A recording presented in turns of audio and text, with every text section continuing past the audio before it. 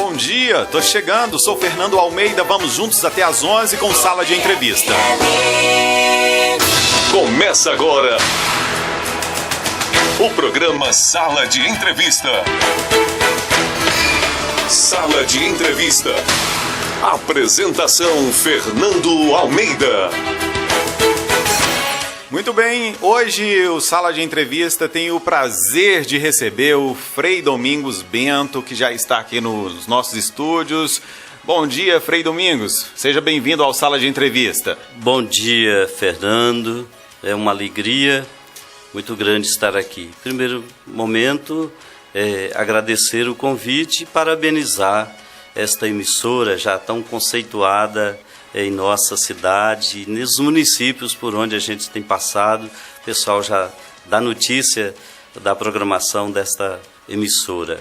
E o senhor queria já começar já abençoando a gente, o Sala de Entrevista, a emissora, os nossos milhares de ouvintes que nos acompanham aí pelos 11 municípios que fazem parte do nosso raio de cobertura com a oração, não é isso, Frei? Primeiro, um abraço a você e a todos que compõem esta emissora, todo o quadro de trabalhadores, e também, na sua pessoa, cumprimentar todos os leigos e leigas, né, espalhados por toda essa região. E um abraço a todos da cidade, né, da paróquia de Senhora Aparecida, da paróquia de Senhora Santana, né? Eu sou fiel da paróquia de Santana, né? Fui batizado lá. E cumprimentando o Padre Fernando Andrade na passagem do seu aniversário. Então, oremos. Deus derrame sobre esta emissora a bênção de Pai Onipotente, do Verbo encarnado que veio em pessoa para abençoar todo o ser humano, e do Espírito Santo, que ilumina, que guia, protege e preside a Igreja, a nova humanidade. Pai de infinita bondade, que enviaste Jesus Cristo para servir, ilumina com teu Espírito a Igreja, a humanidade toda. A Igreja como discípula missionária para testemunhar o Evangelho a partir dos ambientes e da situação em que se encontra cada ser humano, e com a proteção de Maria Servidora, discípula do Evangelho, manifestar o teu reino em todo o mundo. Amém. Em nome do Pai, do Filho e do Espírito Santo. Amém. Amém. Um programa abençoado nesta manhã com o Frei Domingos Bento, administrador da paróquia Senhora Santana. Frei Domingos, explica pra gente qual a diferença de frei e padre.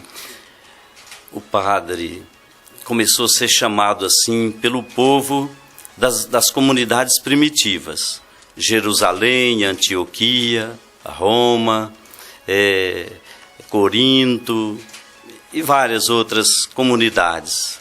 Aquelas comunidades já citadas no próprio Evangelho, na Sagrada Escritura. Na verdade, o padre é o presbítero, é o ministro ordenado no 2º grau da ordem, para presidir uma comunidade em colaboração com o bispo, que é o pastor próprio de uma comunidade grande, podemos dizer assim, conhecemos como diocese, né? No nosso caso, como arquidiocese de Montes Claros, porque cedia uma província eclesiástica. Mas o povo antigo começou a ver no presbítero, que o presbítero é um ancião, né? O presbítero, ele exerce a função de sacerdote, de profeta e de pastor. Como ele batiza, e como Paulo mesmo, nas suas cartas, dá para se perceber, e Pedro, que aquelas pessoas que eram batizadas por eles, acabavam chamando-os de padre. Nós sabemos disso na história da igreja.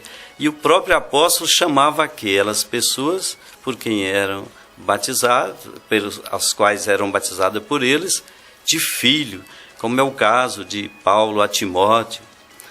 Pedro chama Marcos, né, de meu filho. por causa dessa relação do batismo. Então aí aquele líder começou a receber aquele presbítero, aquele superintendente daquela comunidade, aquele administrador, começou a ser chamado de pai. De pai. É isto. Aí quando chega no tempo de São Francisco de Assis, muitos presbíteros estavam assim vivendo uma vida até de uma certa opulência, de muito privilégio. Então ele cria uma ordem que renova a igreja. E aí ele quer que os presbíteros, os diáconos e os bispos, aqueles mesmos que chegarem à ordem episcopal, fossem chamados de frei, ou seja, irmão. E nós temos vários institutos, né, que seguem o carisma de São Francisco. Nós não somos nem da ordem dos frades menores, nem capuchinhos, nem conventuais. Nós somos frades servidores, um instituto nascido em Brasília de Minas, pelas mãos do nosso bispo Geraldo Magela. Então... E aí que está a diferença, né? Então, o padre é pai, o frei é irmão. Bem simples, né? Para sintetizar aí. Frei, traduzindo-se do francês, do italiano, né? E chegando no nosso português, né? Frei.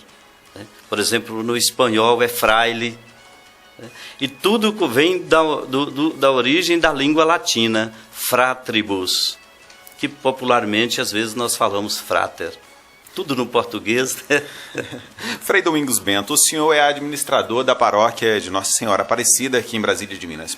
Como foi a implantação dessa segunda paróquia aqui na cidade e como estão acontecendo os trabalhos dentro dessa paróquia desde a fundação até hoje? Primeiramente, Fernando, era um sonho do nosso querido Padre Magalhães. Ele já trabalhou para isso. E era um sonho do bispo, que o bispo é que sonha, ele que vai gestando, né? Juntamente com o presbitério, juntamente com o laicato, né? Ou seja, homens e mulheres batizados e batizadas, que não têm um ministério ordenado, mas que servem à igreja e ajudam na liderança da igreja. Isso já era um sonho. E depois, mas só pôde ser concretizado agora com Dom José Alberto. Mas Padre Edilson trabalhou muito para que tudo isso fosse possível. Já antes, né, eu falei do Padre Magalhães, né, que vai conseguir terreno que depois foi trocado, né, e aí isso passa pelo Padre Kennedy, que faz justamente a troca, deixa o terreno lá que era para o início, e aí então se chega a esse terreno aqui na Avenida Bias Fortes, num lugar muito bom. É porque Deus tem os seus propósitos, né? Nós não conhecemos assim a inteireza do propósito de Deus, nosso Senhor. E aí veio o Padre Edilson, como eu estava dizendo, e por fim o Padre Bessa, que empenhou muito. Aí o Padre Bessa então vai conversando com os frades. Agora, isso tudo no segredo do coração. Aqui e acolá, a gente dava uma pitada para um leigo, para uma leiga e tudo, né? Para as comunidades, até chegar nesse ponto. Ele pediu para ir para Fortaleza, para cuidar da sua mãe. Então, aí veio o Padre Geraldo, que ficou pouco tempo, mas nesse pouco tempo ele deu também a sua contribuição para efetivar a criação da paróquia. Aliás, ele estava aqui já, aqui na Igreja Paroquial de Santana, e Dom José, no dia 21 de fevereiro de 2014, então ele efetivou todo esse processo, elevando a dignidade de paróquia e criando com o ato arquidiocesano, episcopal, e inclusive dando a posse, nomeando e empossando o administrador paroquial, que sou eu, e os vigários paroquiais, Frei José Inácio Vieira, que é o Frei Zezinho, e o Frei João Bernardo da Cruz. E a gente ainda tem a ajuda de outros freis que não são ministros ordenados. No caso, por exemplo, o popular Frei Tony, um missionário de grandeza ímpar, para a nossa comunidade, né? Então, esse foi o processo, né? Foi um momento de festa, e eu penso que você estava lá, Estive, né? sim, presente. Isso. Cobrindo. Então, foi muito bonito, e houve visitas, né, de várias comunidades, né? Vieram pessoal de Ubaí, tinha gente de Japonvá, tinha gente de vários lugares, e das nossas comunidades. Nossa paróquia é muito extensa. Ela tem início lá na comunidade de Barrocas, né, com a comunidade eclesial Santa Luzia de Barrocas, já no limite com Japonvá, aproximando do município de Patis.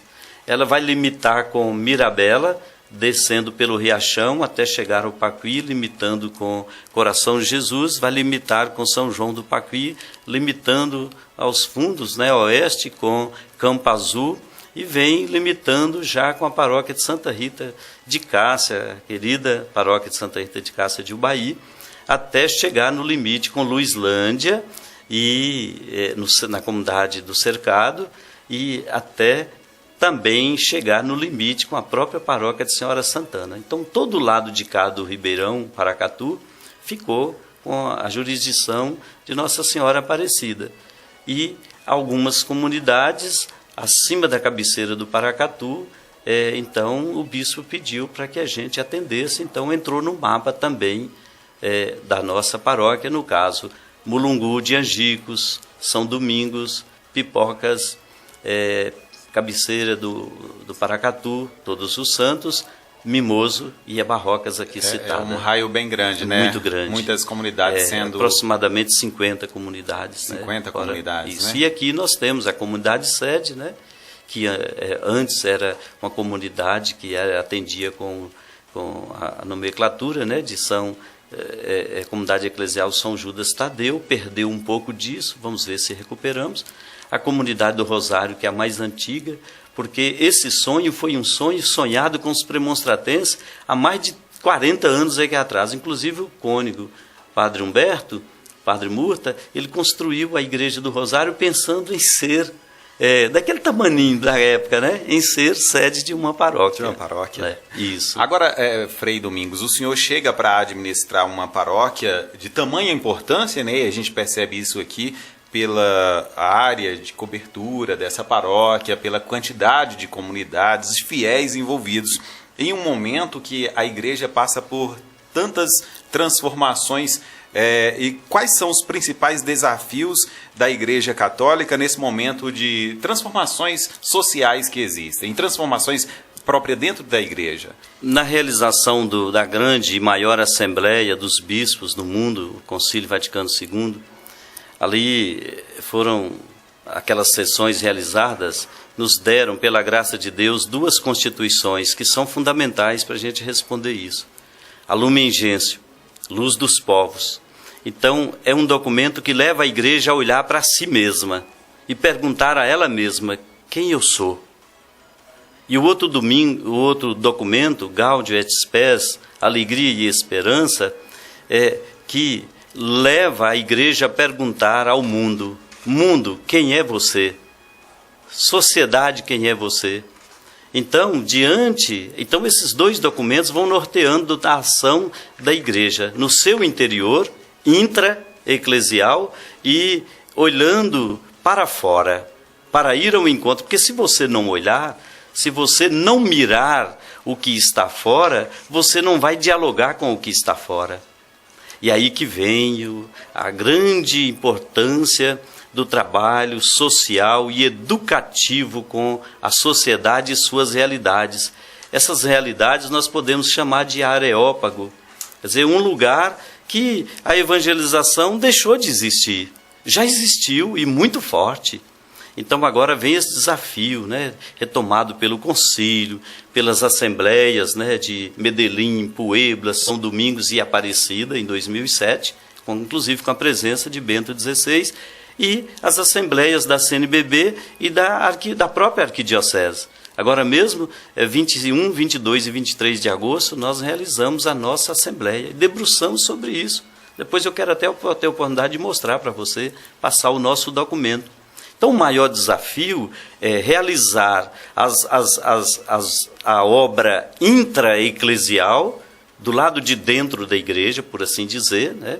O seu interior, e fazer que a missão da igreja, que não é só intra-eclesial, mas extra, levar o evangelho no mundo, nas realidades todas. E aí passa, para mim, o principal e o fundamento está numa pastoral da educação.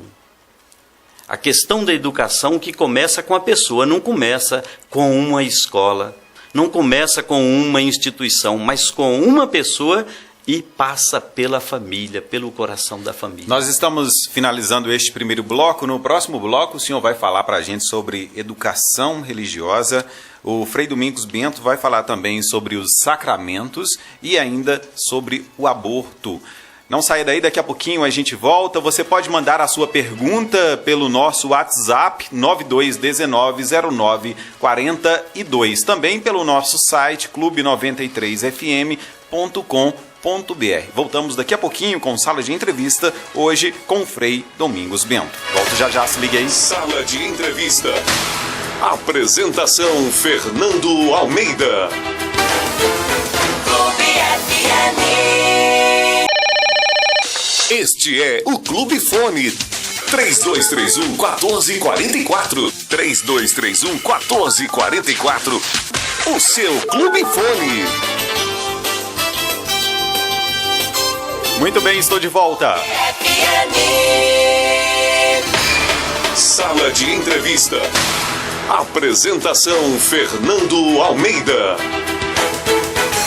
Estou de volta com o programa Sala de Entrevista, hoje entrevistando o Frei Domingos Bento aqui nos estúdios da Rádio Clube. Você que nos ouve aí no seu trabalho, no seu carro pelas ruas da cidade, você na sua casa, enfim, você que nos ouve também pela internet no site www.clube93fm.com.br, pelo Brasil e o mundo, muitíssimo obrigado pela sua audiência.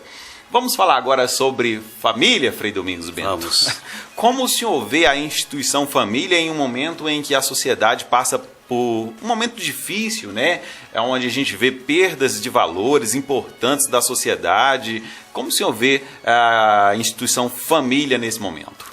A instituição família, ela passa por um momento de crise, como a instituição igreja também, como a instituição escola. São as três instituições que mais são atingidas quando vai se mudando de uma cultura para outra. Que é bom a gente entender isso.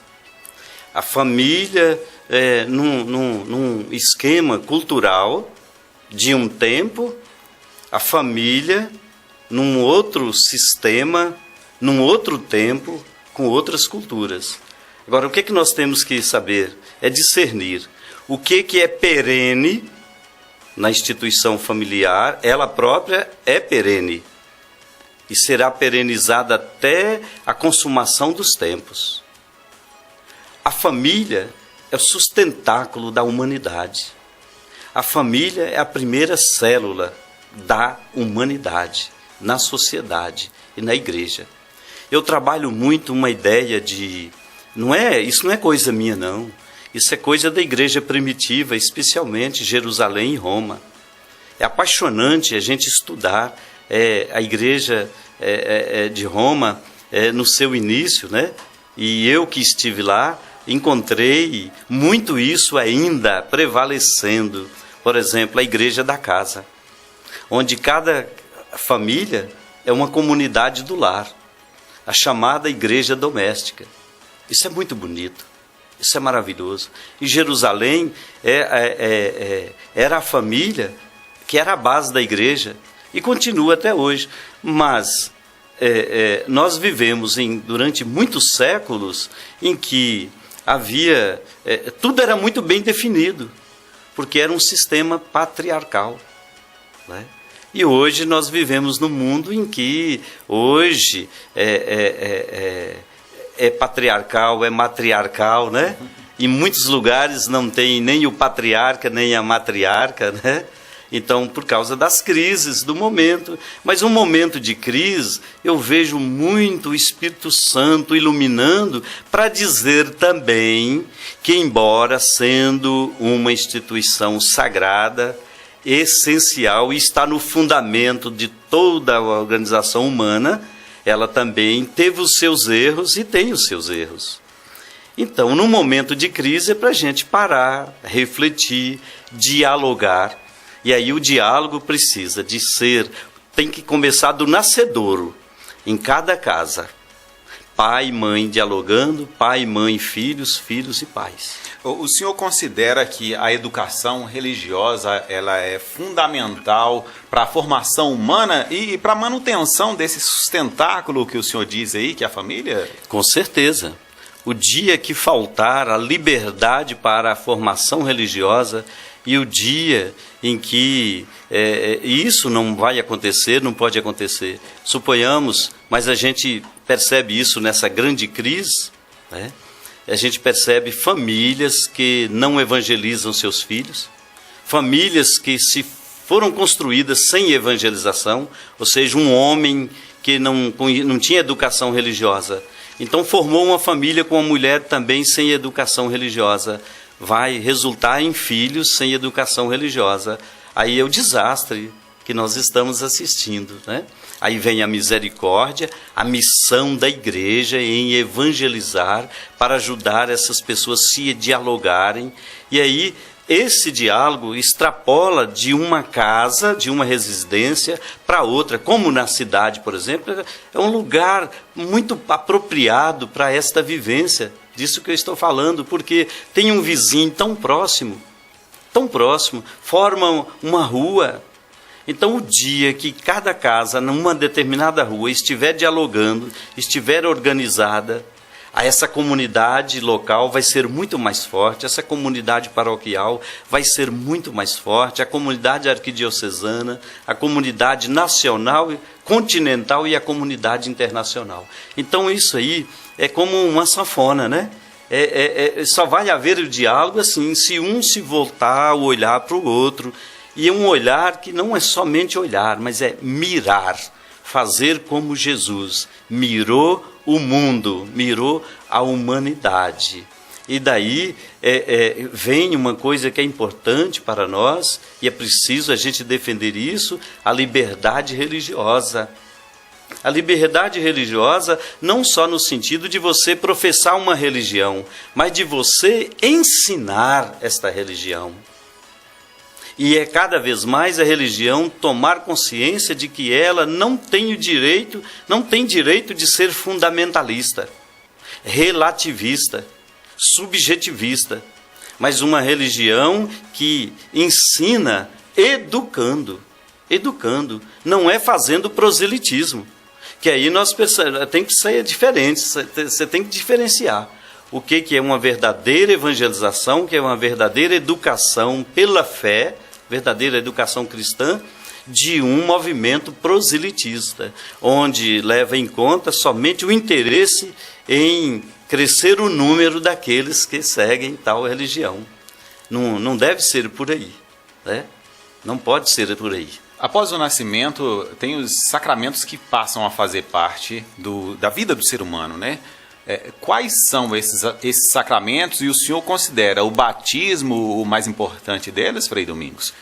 Fernando, a igreja em si é sacramento de Cristo.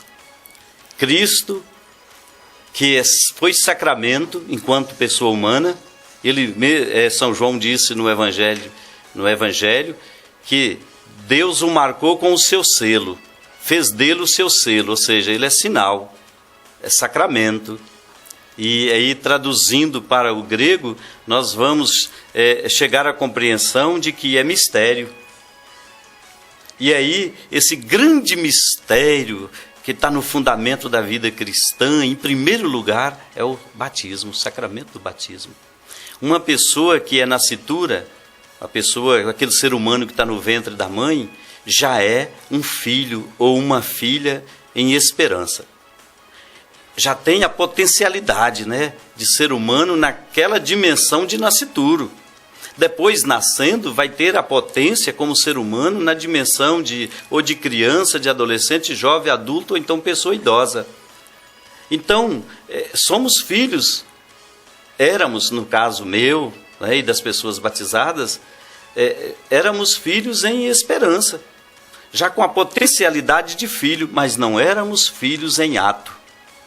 A pessoa que é batizada torna-se não somente filho em esperança, mas torna-se filho, filha em ato.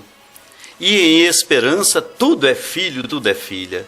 E São Francisco, me desculpe abrir esse parênteses, né? Mas estamos num tempo de urgência sobre a natureza, citar essa personalidade do milênio passado, né? Francisco de Assis. Então, tudo para ele era filho e filha de Deus. Por isso ele chamava de irmão. Irmão sol, irmã lua, irmã água, irmã terra. E aí o sacramento do batismo realiza a pessoa humana e diviniza a pessoa humana, sem ela se tornar divina no sentido de ser Deus. Mas ela recebe, por doação de Cristo, na graça do Pai e na força do Espírito Santo, o dom de uma vida nova, uma vida regenerada. Primeiro, daquele pecado de origem e também dos pecados pessoais de cada um. A pessoa batizada, então, ela é agraciada que ela pode e deve, e ela é perdoada por Deus. Porque a pessoa humana ela é fraca. Tem gente que diz que não, que se batizou, que aí está tudo resolvido. Isso é muito simplista, né? Não está resolvido não. Está resolvido enquanto o ato salvador da parte de Jesus, do Pai e do Espírito Santo, e daquela ação da igreja. Mas e a ação nossa? Aí na minha ação eu posso enfraquecer. Na minha ação eu posso fraquejar e cair. E aí, porque eu caí, eu não posso ser salvo? Eu perdi a salvação? Por isso é que vem outros sacramentos, como a reconciliação.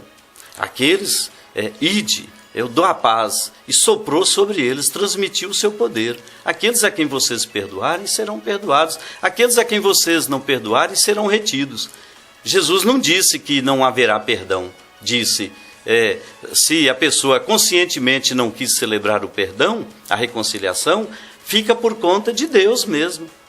E aí, se até no momento da morte a pessoa continuar naquele estado, só cabe somente a Deus.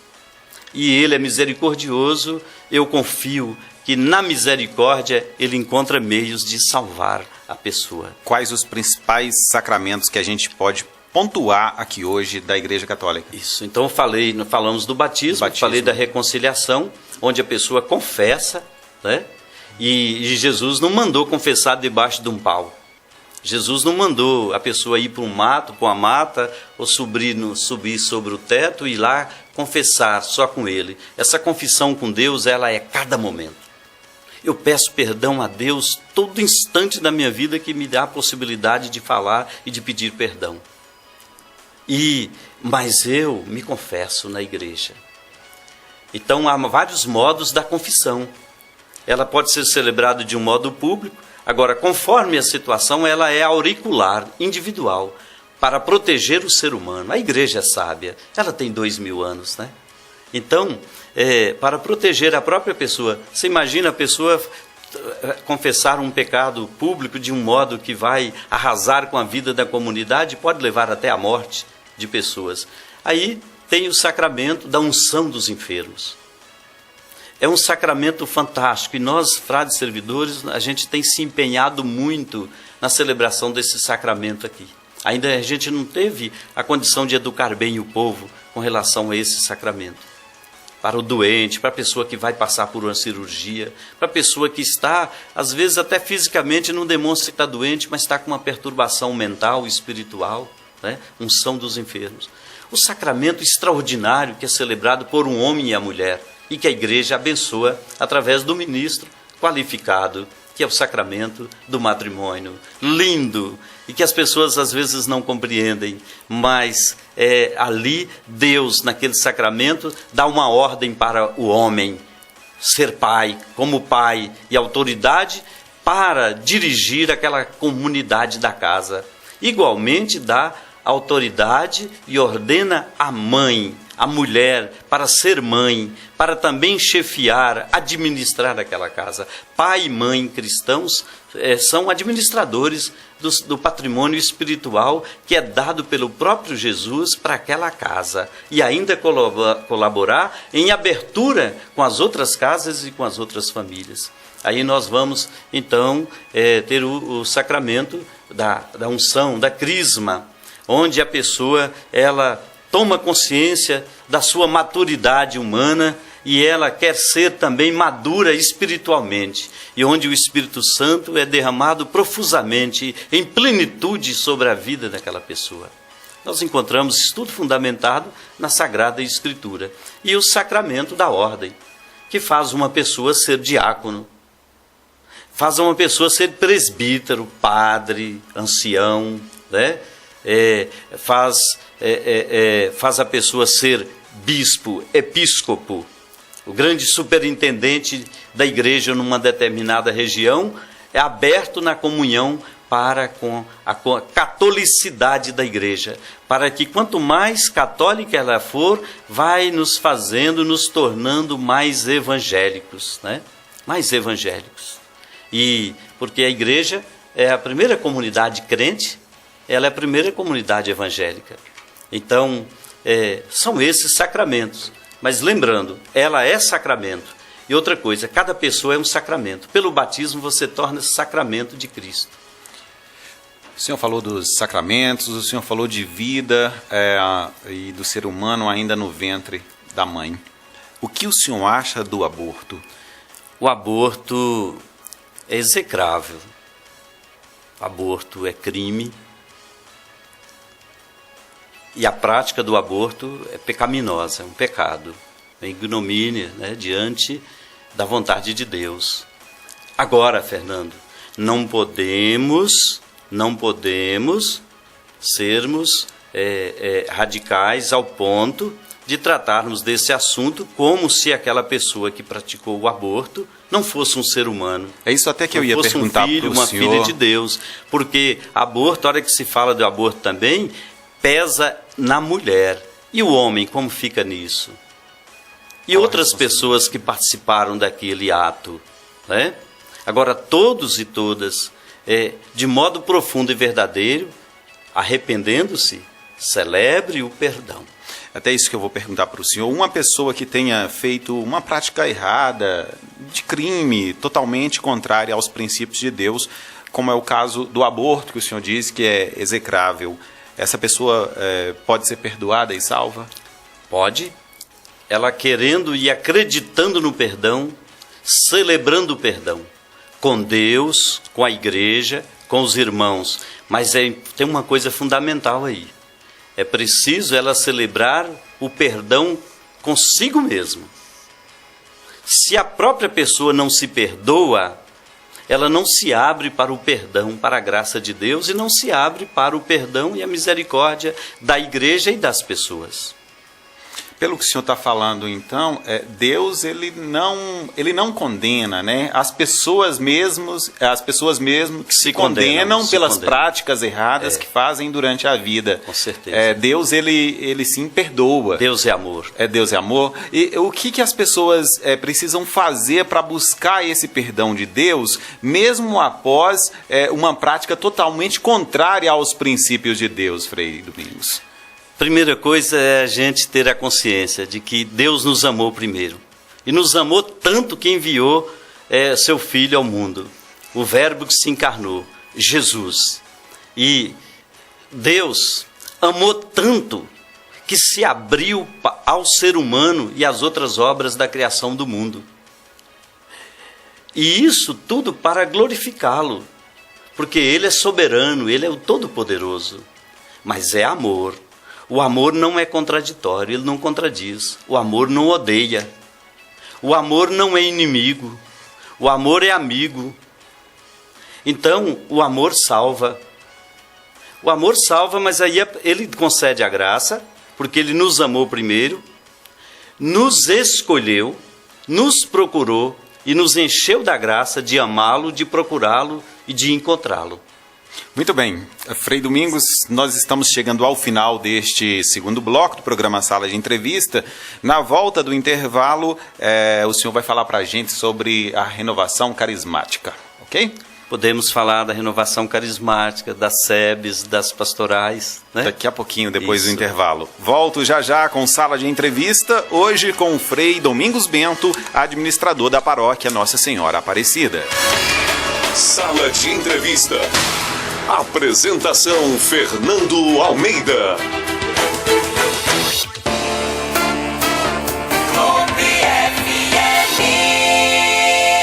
A música sertaneja raiz. Vai locutor, diz que eu tô. O sertanejo moderno.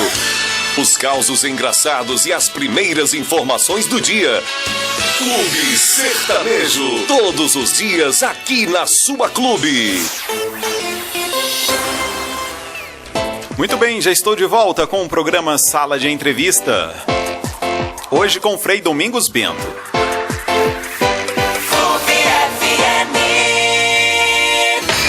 Sala de Entrevista. Apresentação Fernando Almeida. Milhares de ouvintes que nos acompanham em toda a cidade de Brasília de Minas e região, nos 11 municípios que fazem parte do nosso raio de cobertura, também no site www.clube93fm.com.br pelo Brasil e o mundo. Obrigado pela sua audiência. Hoje eu estou aqui nos estúdios da Rádio Clube, no nosso programa Sala de Entrevista, recebendo o Frei Domingos Bento, administrador paroquial da igreja, da paróquia de Nossa Senhora Aparecida. Frei Domingos Bento, a igreja vem passando, por diversas transformações nos últimos anos, nas últimas décadas. Como o senhor vê a questão da renovação carismática cristã? A renovação carismática, católica, e cristã, porque ela não se dá só no seio da Igreja Católica. Ela acontece às vezes com dificuldades entre os luteranos, mas acontece entre os presbiterianos e outras denominações cristãs. Então, vou falar mais especificamente da renovação carismática católica. É um dom para a igreja, é um segmento aprovado pela igreja, acolhido, como vários segmentos são acolhidos na igreja, e aí é dado um tempo para ver se é de Deus permanece, se não é de Deus, então aquilo se desfaz. Então é uma experiência que é fantástica, é muito sensível, e devido a essa sensibilidade, porque trata de questões que não dá para se falar aqui, então é preciso que haja pessoas, lideranças fortes, abertas, obedientes e fiéis ao magistério da igreja, para não cair no fanatismo e no absurdo até da ruptura. Isso já aconteceu. Grupos que acabam até formando, assim, entre aspas, ditas igrejas, células de igrejas. Isso tem acontecido. Mas dentro da Igreja Católica, isso é tranquilo. Há situações em que já pessoas saíram até mesmo do interior da igreja porque rompia com a própria renovação carismática. Grupos que usam da metodologia, e da prática do dia a dia, e da ação pastoral e evangelizadora da renovação carismática, e que não tem obediência a esse próprio segmento na sua instância maior. Porque nós temos as organizações, para poder sinalizar. Então, mas ela é enviada pela igreja, tem a aprovação da igreja, e eu mesmo fui quem trouxe a renovação carismática para Brasília de Minas.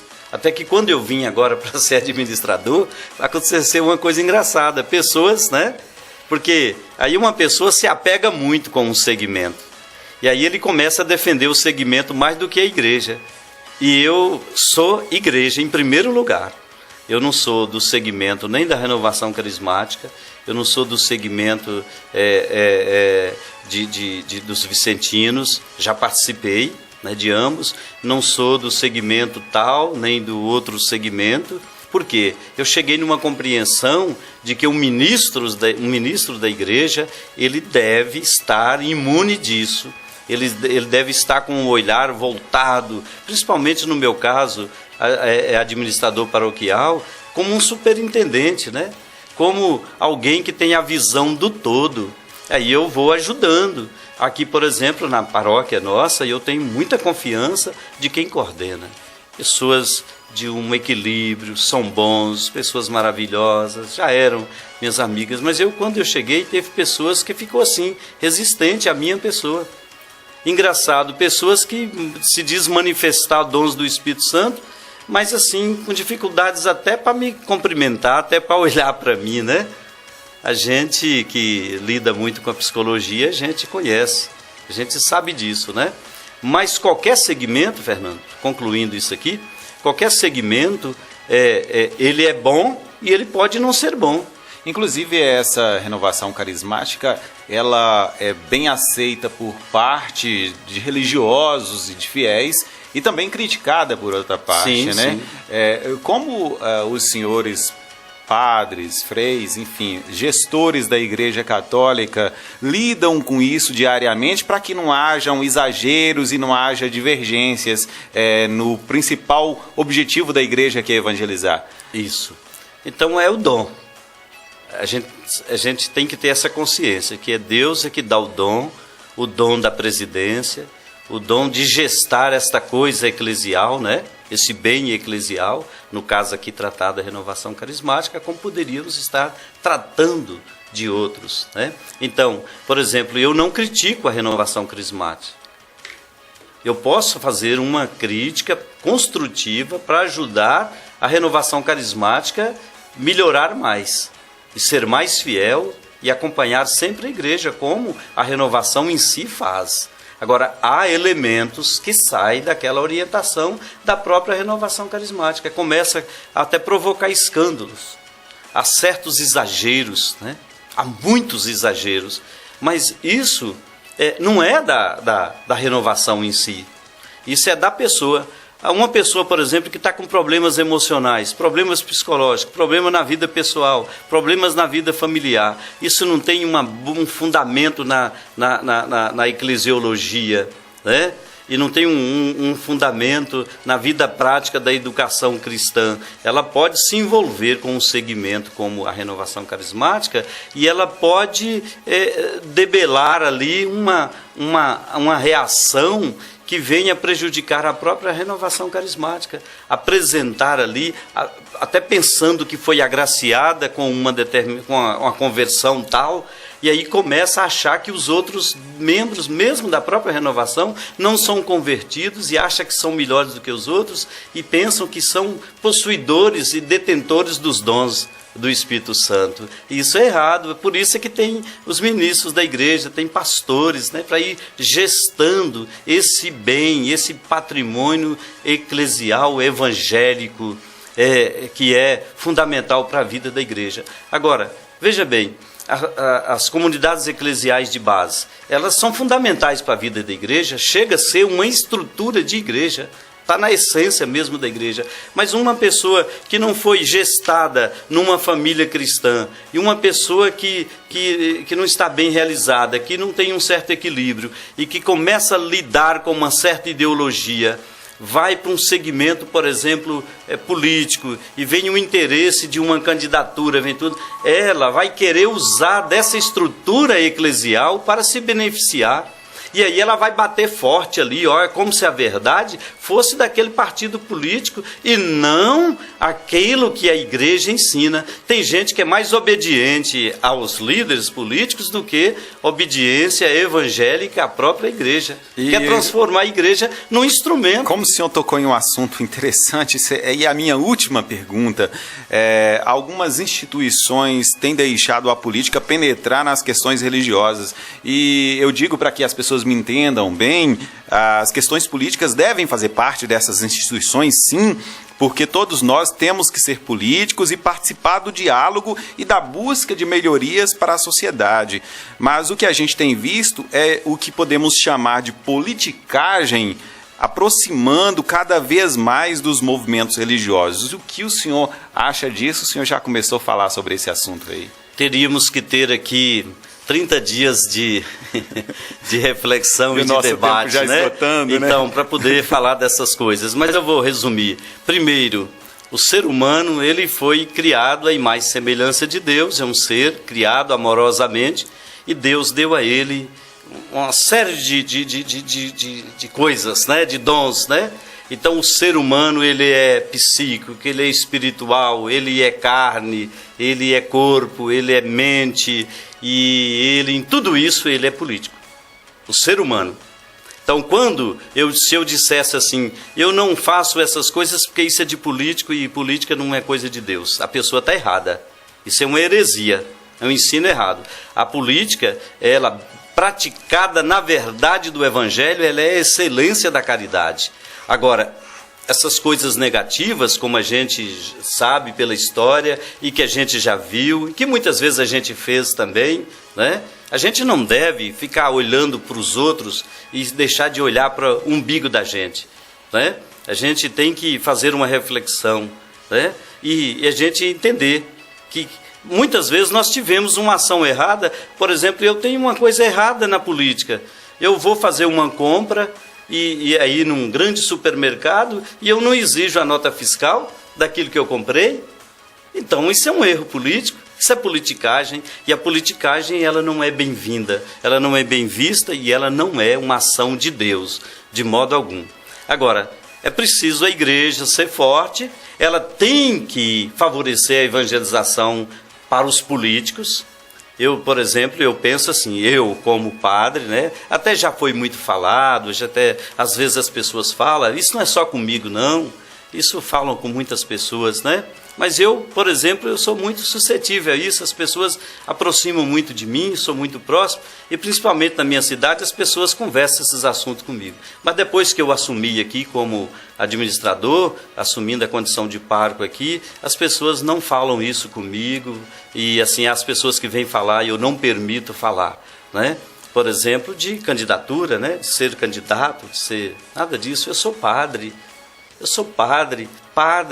sempre padre até o último momento, o último suspiro da minha vida, segundo a ordem de Melquisedeque, segundo o mandamento de Cristo Jesus, é um presbítero para sempre, sacerdote, profeta e pastor. Agora, eu sou um ser político, tenho formação política, estudo política, eu procuro orientar bem as pessoas, acima das ideologias e acima das ações partidárias, particulares.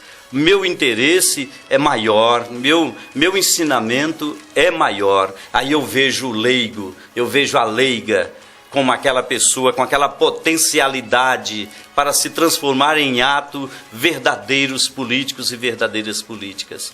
Então nós precisamos de homens e mulheres que conheçam a política, entendam da política, amem a política e detestem a politicagem. Que não pratiquem a politicagem. E a politicagem, ela ofende, ela envergonha, ela destrói e ela mata. E a igreja, então, se abre para os políticos se formarem e ajuda na formação. Nós temos a escola Dom Helder Câmara, que é uma escola de formação política. Já chegou na nossa arquidiocese e nós vamos trazer para a nossa paróquia esta formação, né? Vamos realizar encontros com essas pessoas. E aí a política das associações comunitárias é muito importante. A política dos segmentos vários da sociedade são muito importantes, do homem do campo, das mulheres. Política das mulheres marginalizadas. Quantas mulheres marginalizadas nós encontramos aqui? Como o senhor diz, um tema que renderia mais um programa, mais um programa de entrevista. Estamos chegando ao final deste programa, Frei Domingos Bento, mas o senhor tem um convite para fazer antes aí. A paróquia Nossa Senhora Aparecida está realizando uma festividade interessante nesses dias, né? Começou aí no sábado, é isso? Isso. começou já 15 dias atrás, numa quinta-feira, mas com sábado a celebração de envio dos membros das comissões e das equipes, né? E a bênção das mãos, porque as mãos constroem, né?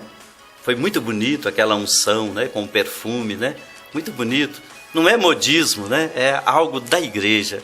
Eu não gosto de sensacionalismo, eu não gosto de inventar nada, não. Mas eu gosto de dar firmeza naquilo que Jesus inventou, aquilo que é da igreja. Então, mas antes, e aí no sábado, que foi maravilhoso, saímos daqui, fomos, todo ano vai a uma comunidade, visita uma comunidade eclesial. Esse ano foi na Vargem do Capim, onde Terezinha e Moraes nos receberam, juntamente com seu filho Fabrício, e com Ana Lúcia e Lília de Max, ofereceram um almoço para nós, e cantamos muita moda caipira. Eu mesmo cantei, né, com Mauro Bento, né, e cantamos lá para a comunidade presente. Eu quero aqui, antes, abrir um parênteses, né, antes de fechar com isso aqui, para finalizar, dizer que nós realizamos em agosto, a assembleia que eu disse, né, com o tema, com a mãe, com Maria, aqui celebrar a Igreja Missionária, Comunidade de Comunidades, vivendo a boa nova do Evangelho. E o lema, como Maria, somos missionários, missionárias na alegria de servir. Então, missão é servir, e servir com alegria. Quem quiser ser o primeiro, siga o Cristo e seja o servo, a serva de todos, conforme Marcos 10, 44. A festa, então, de 3 a 12 de outubro. No dia 3, então, o primeiro dia do novenário, e sempre começando às 18h30, logo em seguida às 19 horas, a celebração do Memorial de Cristo, a celebração da nova e eterna aliança, que popularmente o povo chama de missa, desde o primeiro século da igreja. Mas o certo seria a celebração do Memorial de Cristo, onde ali se celebra o mistério de Cristo e coloca o ser humano naquele mistério. E aí nós colocamos a vida do nosso povo, da comunidade. 3, 4, dias 5, 6 e assim sucessivamente até dia 11, onde após a missa nós vamos à Escola Mestra Bila, que é mordoma do março desse ano. E não haverá fogos, por uma questão ecológica, porque está perigoso. Tem o hospital ali do lado nosso, como é que fica soltando uma bateria daquela com um doente dentro do hospital, com idosos nas casas, aquilo estrondando tudo? É muito perigoso. Então não haverá. É bom que, mas vai haver, vamos participar, porque vai haver outras surpresas. Vai ser um levantamento ecológico, né? Vai ser uma caminhada ecológica. E agradecemos já a Escola Mestra Bila, agradecemos todos os membros da comunidade. E no dia 12, então às 10h30, então no dia 3 haverá às 5 horas da manhã alvorada, saindo da casa de João Luiz e Margarete. E no dia 12, às 10h30, missa votiva. Vai ser muito lindo. Agora, aí lá na casa das pessoas, ao chegar em casa, cada um, se possível, de modo com segurança, pode soltar um foguete de 12 tiros. Vai ficar bonito, né? E aí vai ser muito bom. E às 18 horas, então, a procissão luminosa e o encerramento. Eu só quero dizer aqui que no dia 3, com os frades, né, dia 5, o Padre Paulo, que é o presidente do setor oeste, vai estar conosco. No dia 6, o padre Fernando Andrade. No dia 7, o padre Antônio Teixeira. No dia 8, o nosso arcebispo, o pastor, o ancião, o grande presbítero da igreja, né? E sucessor dos apóstolos. Então ele vem para presidir o Memorial de Cristo. E no dia 9, o padre Jair, que preside a comunidade paroquial de Luislândia. No dia 10, o padre Ailson Bessa vem estar celebrando conosco. E no dia 12, às 10h30, a missa será presidida pelo padre Edilson Bonfim. Muito bem, Frei Domingos Bento, nosso tempo esgotado agora. Muito obrigado ao senhor por ter vindo aqui ao nosso programa, ao Sala de Entrevista, à Rádio Clube, toda a nossa equipe. Agradeço muito ao senhor por essa presença, por essa entrevista maravilhosa que tivemos aqui nesta manhã de segunda-feira. Eu que agradeço, abraço a todas as comunidades e, em nome de todas as comunidades, eu mando um recado ali para Santa Teresa, né? é onde a gente nasceu, a gente tem que valorizar isso e dizer que a partir do dia 9 até o dia 17, a celebração da festa de Santa Teresa de Ávila, um grande momento de evangelização, de confraternização, e no dia 18, o encerramento, às 5 horas, alvorada saindo da casa do senhor Teodomiro e a esposa dele até a capela lá da nossa comunidade. Mas no dia 17, nós buscaremos a bandeira na casa de Zé Domingos. Ok, muito obrigado ao senhor, seja sempre bem-vindo a essa casa. Deus abençoe, em nome do Pai, do Filho e do Espírito Santo. Amém. Frei Domingos Bento foi o nosso entrevistado de hoje no programa Sala de Entrevista, que fica por aqui, volta na próxima segunda, às 10 horas da manhã, com mais um entrevistado especial. Fique com Deus, um bom dia e até lá. Sala de Entrevista. Apresentação Fernando Almeida.